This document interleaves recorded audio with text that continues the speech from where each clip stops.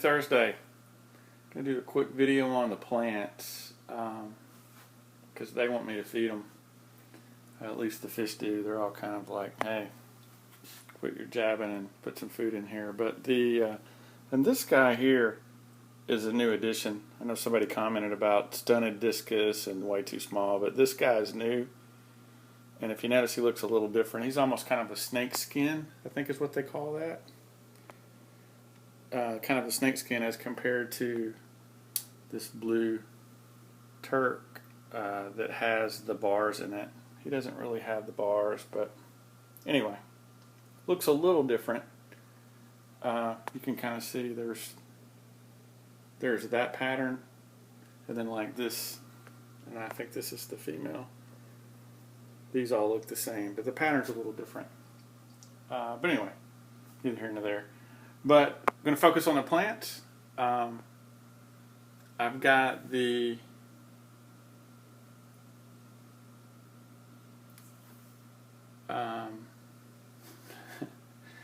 mine, crystal wort is the common name. Riccia flutens, I believe, is the name you want to throw down if you want to sound important.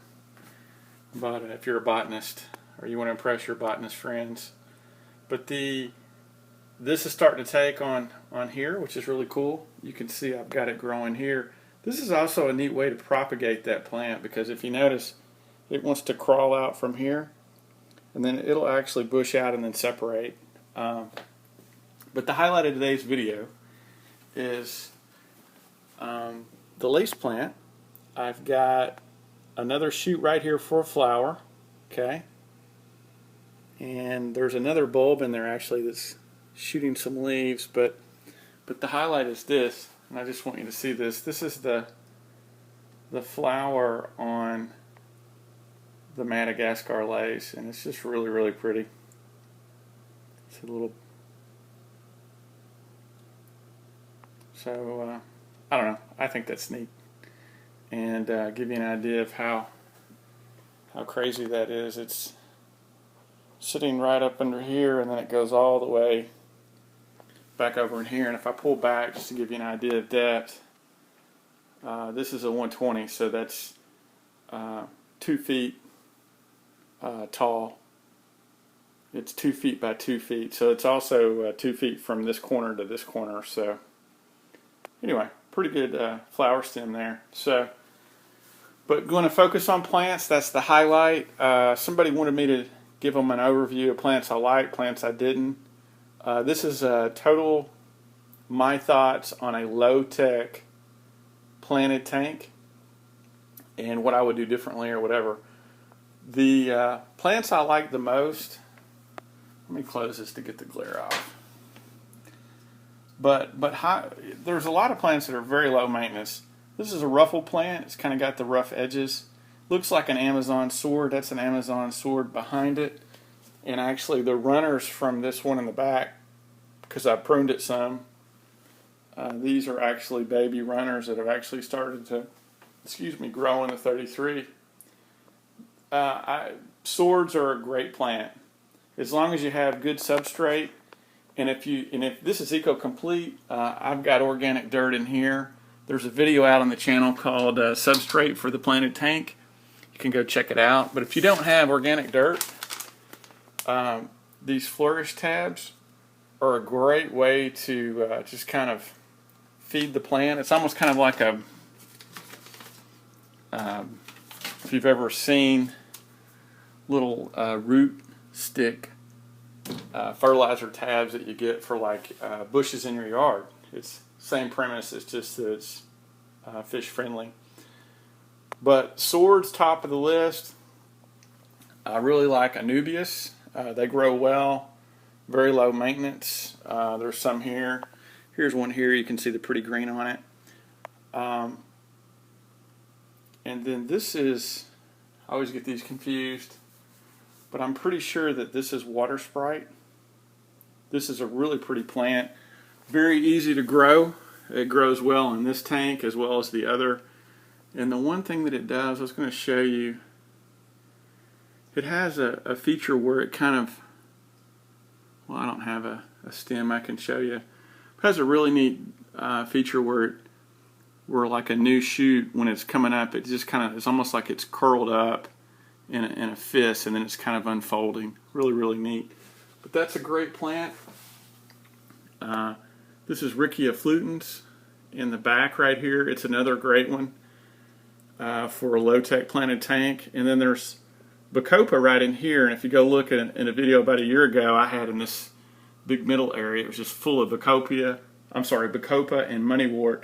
Bacopa is probably one of my favorite low-maintenance plants for a low-tech planted tank. The advantage of that plant is it's just a nice, easy grower. Does very well. Would highly recommend it. Another one too. This is a nano Anubias right in here. In another place you'll see it.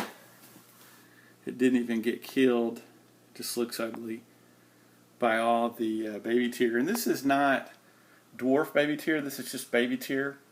Dwarf babytear I would not recommend unless you're injecting CO2. It is a very, very annoying plant to get growing in a low-tech plant. I never got dwarf babytear growing. Just couldn't do it. So, and I think most of the places that sell it to the local pet stores, the HC, the dwarf babytear, I think they really run that, or they grow it out of the water. So when you see it, it's really, really, really tiny leaves. A lot of these plants look different when they grow out of the water. And so, for example, I've got some Glosso stigma down in here, and the leaves are kind of small on it. Like, look, you can see kind of the elliptical leaf, how tiny it is. Here it is growing out. Same plant, it's growing out of the water. Night and day different. But anyway, something to think about. I've got some Riccia flutens.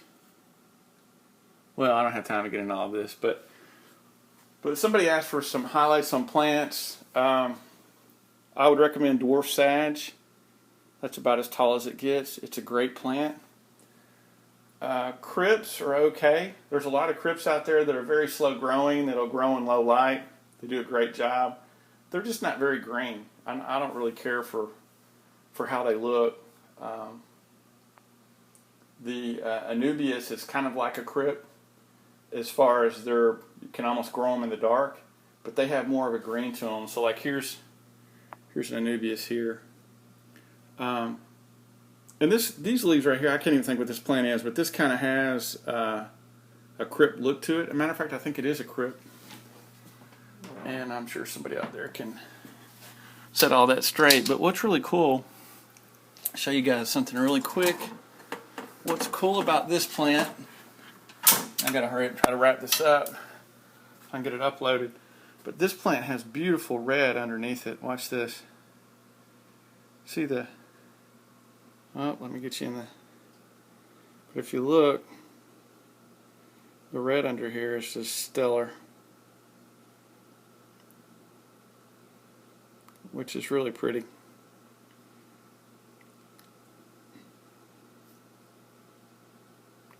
Pretty plant. But really neat, I think. This one's a slow grower, but it's just kind of taken over and it's just divided. I think I only had one of these and it's split up into about 3 or 4 now, so I'll do some maintenance on that. The only plant that I really have that I wished I would have never added to my tank, which ironically I did it because it looked like a nice one for shrimp, is... And I hate duckweed, by the way. Duckweed, I just don't care for it. But this plant right here, it's a moss. It's called Christmas moss. This stuff tends to separate, and it tends to get down. See some of it right in here? I'm always having to pull this out because if I don't, it'll grow in here and choke stuff out. And it's just annoying. And I don't know what this plant is right here, but it's not Glosso stigma. It looks like a Glosso stigma, but the leaves are round. And it's kind of funny because it gets confusing. I'm trying to show you an example. Like this here on the left, the lighter, that's Glosso stigma. This stuff right in here is not Glosso stigma. But neither here nor there. And this is a banana plant. Banana plants do great if you have a rich substrate. If you don't have a rich substrate, a banana plant will just eventually wilt and die on you. I wouldn't recommend it if you don't have organic dirt for that plant. The same goes true for the lace plant. I've only got the lace plants to do very well for me if you have them near a high flow area, because they love the high flow rate, which is why the leaves are hollow like that.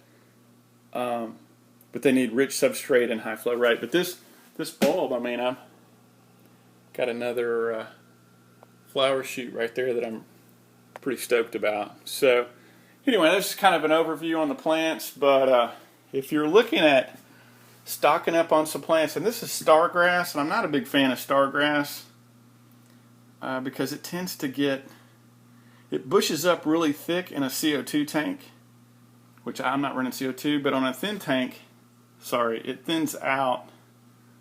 Like right in here, it gets really stringy and kind of bubbles up in a low-tech tank. And another example of a plant that's terrible, this is called Bacopa narrowleaf. This right here, see it? And there's a plant there that's uprooted that's in it. This is a terrible plant to have for a low-tech tank. And that plant's going to go bye-bye pretty soon. So it looks hideous. Hideous, hideous. But I'm thinking about putting actually some Bacopa and money wort back in here. Both great plants, have done very well in this tank. And if you go and look at the videos from a year ago, I had about a 2-foot long section that went about a foot from the back to the front, of just all the way from down here to the top of the water line. Those plants doing very well. And then another thing people ask me about, this is actually hair grass, this little fine looking hair grass. I really like this plant. It does very well in this tank, and I'm pretty happy with it, actually. I haven't been able to get the hair grass to do that well in here. I haven't really tried, and I definitely haven't gotten it. I did put some hair grass in this substrate. I couldn't get it to hold well, and this plant right here just took over. It just dominated everything in the tank, which is why I've completely cut it down. So but yeah, wow, I'm hitting the 12-minute mark. But hey, you guys be good, have a great one. Time to feed these guys, and that's it on plants. How about that for the flower? You guys have a good one. Let me know if you have any questions. I'll see you. Have a good one.